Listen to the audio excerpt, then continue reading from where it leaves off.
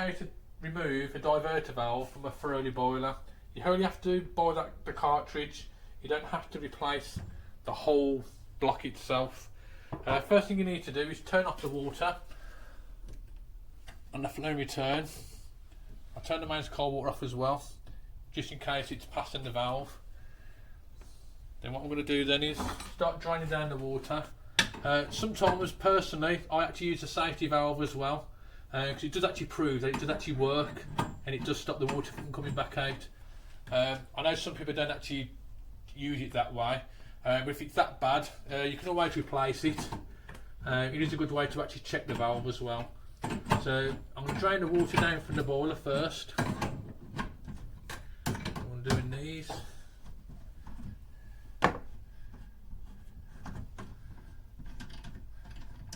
Okay. Open return knob. Water starts coming out.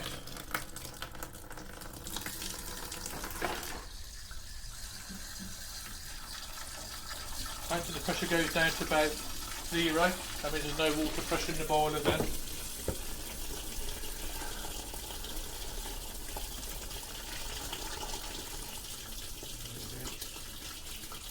And another good thing, when the actual water pressure has stopped, it's always best, you might as well do it at the same time. It's another job that you can do. Because you get called back. Ever since I've touched the boiler, the water pressure keeps going up to 3 bar. You can eliminate that, like now. So when you stop the actual water, I've actually got a recharging machine here. I've showed on another video, I think. It's only about £30–40. Amazon, next day delivery. Really useful they are. Push the button. I want to get it to about 1 bar. And what that'll do, any water that's in the boiler, it will start being pushed out an open end now, which means you can charge the unit crankiness at the same time. So we're going to get that to about 1 bar.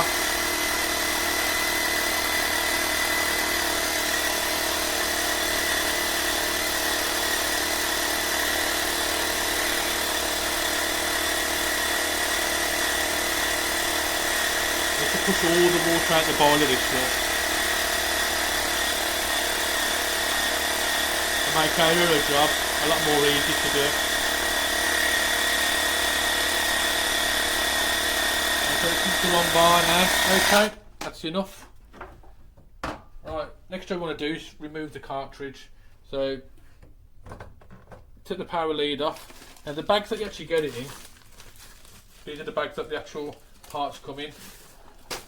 What I do, which is a lot more quicker, we're going to make like a little waterfall for the boiler. So we're going to tuck that underneath there.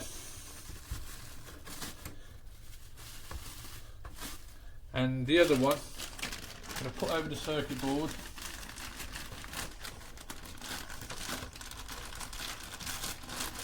That'll stop all the water from going in the boiler or the circuit board. Now I'm going to use my actual little tack remover. And before we do that, we've got to undo the screws. So take the screws out. Put them in a safe place, try not to lose them. Undo the other one.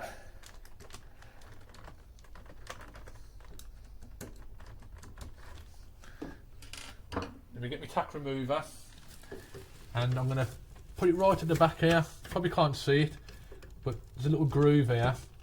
You can lever it out. That does look really easy because this has been taken out God knows how many times. If you really do come unstuck, you can start getting your tack remover, squeeze it in the gap, and start wedging it in different places. And eventually it'll come out. Pull it out a little bit, pump it, and all the water will go down the actual gap. Take the diverter valve out, put the other one in. If any water comes out, that'll stop the water from coming out. I'm going to put the screws back in.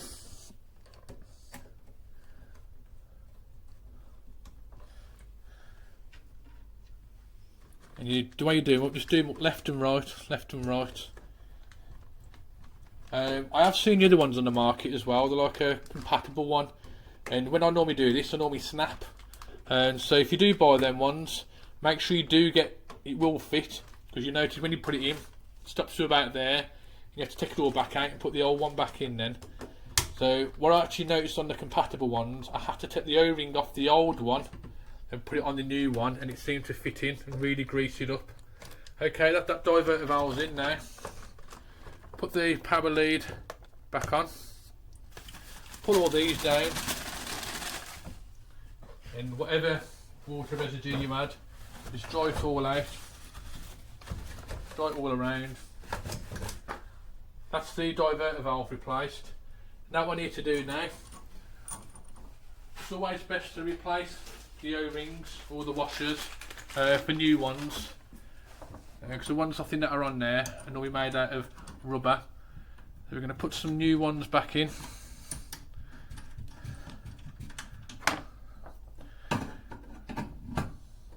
Tighten them back up.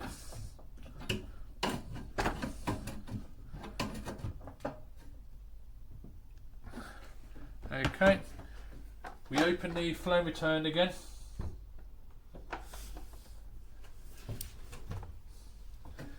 Open the mains coil water to put some more water back in. And this is not one of the other videos how to do the water pressure. We open one of them fully first, and the other one slowly. Then we wait till the water pressure goes up to just above 1 bar.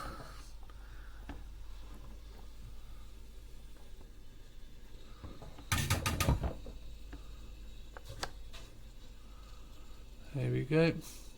Once it comes up to about 1 bar, and you can turn the valve back off again then.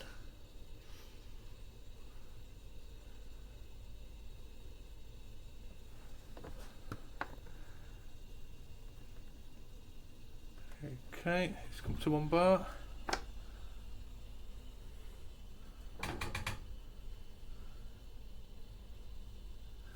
There we go, it's come to 1 bar now.